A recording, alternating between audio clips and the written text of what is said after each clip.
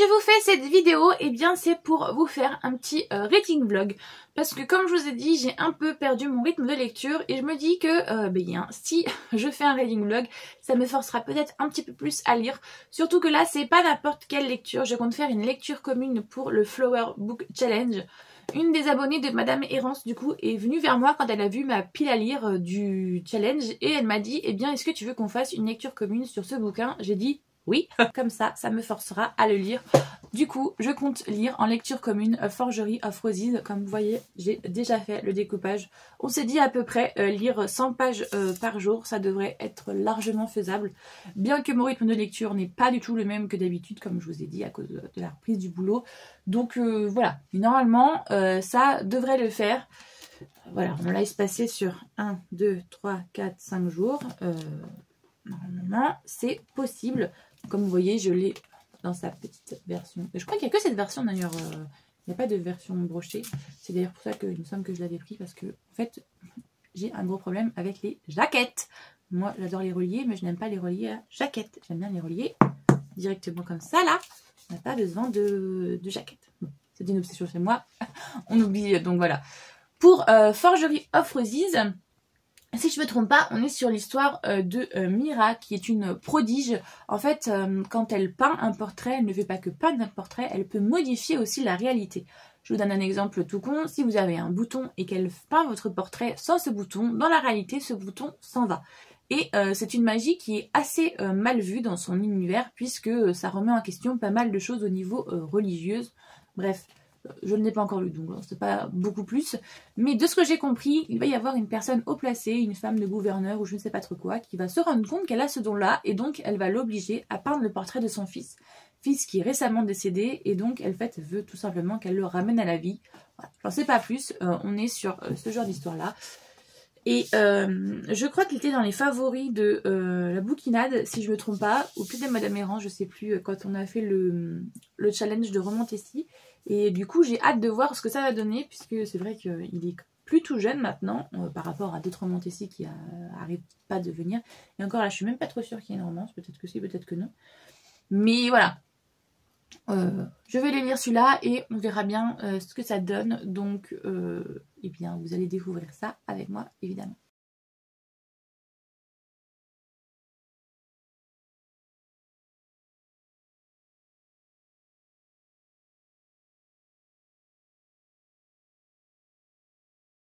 Je vous reprends parce que ça y est, j'ai lu la première partie. On s'est fait à peu près des sessions de 100 pages pour cette lecture commune avec une jeune femme sur Instagram, Alexia ou Alexandra, je sais plus.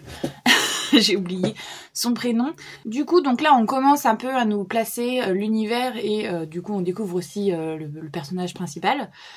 Pour le moment, je suis intriguée sans vraiment l'être parce que, alors, on a un univers qui a l'air très bien pensé justement parce que c'est une jeune femme qui est une artiste, qui est une peintre et leur dieu, leur divinité justement s'appelle l'artiste et c'est une personne qui a créé leur monde grâce à des toiles, si j'ai bien tout compris le lore et tout, donc ça a l'air très bien pensé, très intéressant et la magie aussi, le fait d'être des prodiges justement, il y a des choses qui ont l'air plutôt intéressantes, mais pour le moment, voilà, je suis pas encore trop jaillée, je suis pas trop dedans. Là, on a fait que 99 pages, justement.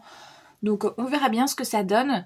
Le personnage principal a l'air d'être, pour le moment, pas une personne trop bête et impulsive. Espérons que ça continue comme ça. J'ai vu se pointer le bout du nez de peut-être du Love Interest, je pense. Donc, on va voir ce que ça va donner. Pour le moment, c'est bien, mais voilà, on n'accroche pas encore vraiment. Les trucs sont en train de se mettre en place, donc voilà, c'est très introductif pour le moment, on verra la suite.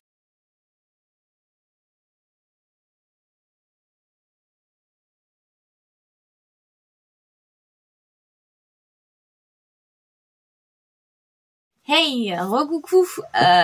Oui, là c'est le réveil tout juste, mais j'ai oublié du coup de vous faire le retour sur la deuxième partie.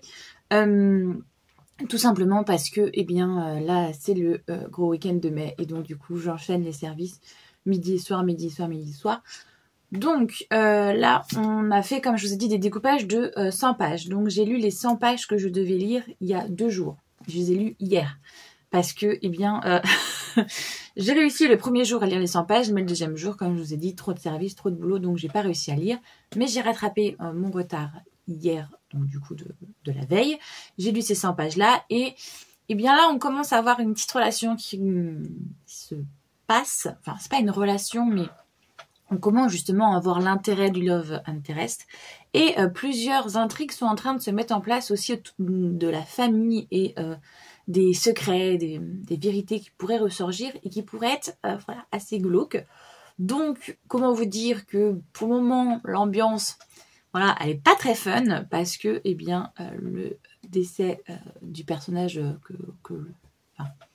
le décès qui est avéré, hein, eh bien, finalement, n'est peut-être pas un accident, c'est peut-être un meurtre. Et donc, du coup, là, on commence à enquêter avec la protagoniste pour voir ce qu'il en est. Et voilà. Et son frère, du coup, aussi, il est un peu étrange parce que, eh bien, c'est une personne qui est très anxieuse, très stressée. Et donc, du coup, la jeune fille, petit à petit, appréhende son caractère et comprend, en fait, le pourquoi du comment il réagit comme ci, comme ça, à tel moment.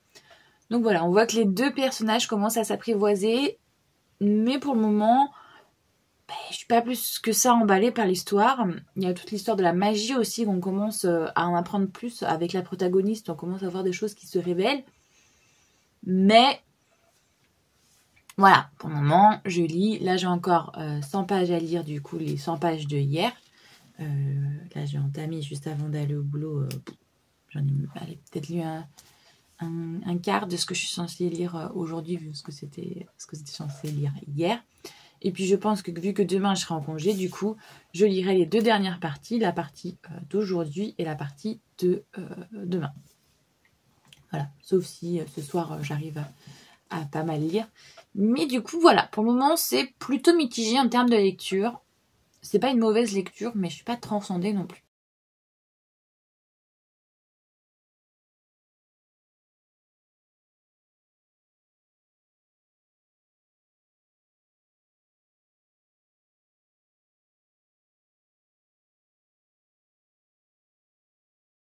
Je vous reprends, nous sommes lundi matin, comme vous devez le voir avec ma petite tête de cul. Eh bien, ça a été compliqué en fait. Ce vlog, je pense, va être très court. Puisque ce qui s'est passé, c'est que c'était eh bien tout simplement le week-end du 8 mai. Et en travaillant en restauration, c'est évidemment un week-end où tout le monde est en vacances. C'est parce que c'est un week-end férié pour les gens. Sauf que pour nous, c'est l'inverse. C'est là où on travaille le plus. Donc j'ai enchaîné les services et les heures supplémentaires.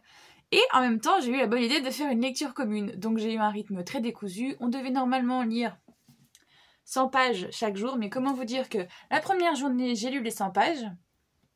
La deuxième, je crois que j'ai pas pu. Et du coup, j'ai lu le troisième jour les 100 pages de la veille. Et puis là, eh bien, hier, nous étions dimanche. Et j'ai pas bossé le dimanche soir finalement, parce qu'il n'y avait pas grand monde. Donc du coup, on a fermé le restaurant.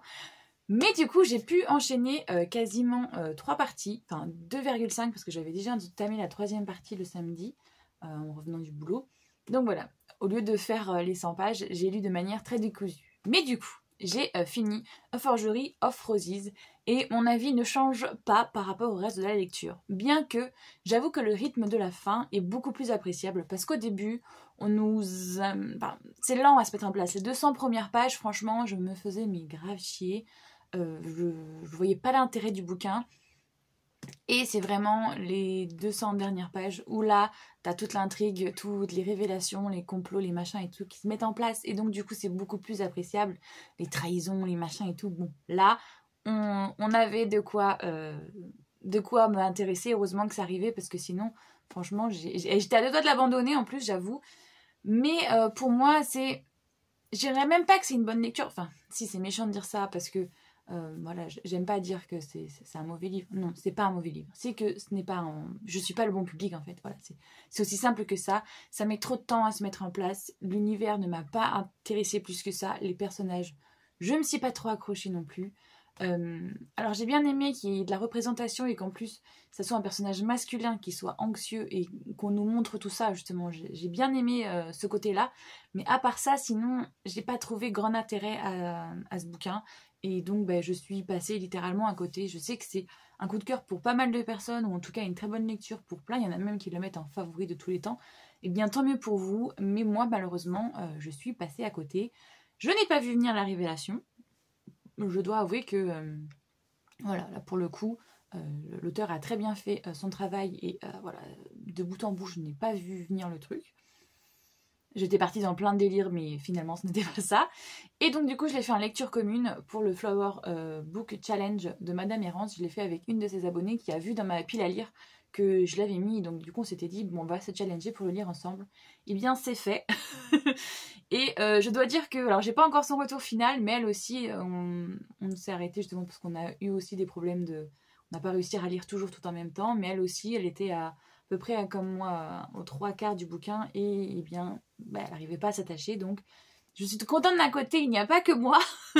Mais bon voilà, c'est une lecture dans l'ensemble qui est pas mal je pense pour les personnes que ça a intéressé, tant mieux pour vous. Mais moi, eh bien malheureusement, ça ne l'a pas fait. De toute manière, hein, la lecture c'est comme tout, il y en a pour tous les goûts et toutes les couleurs.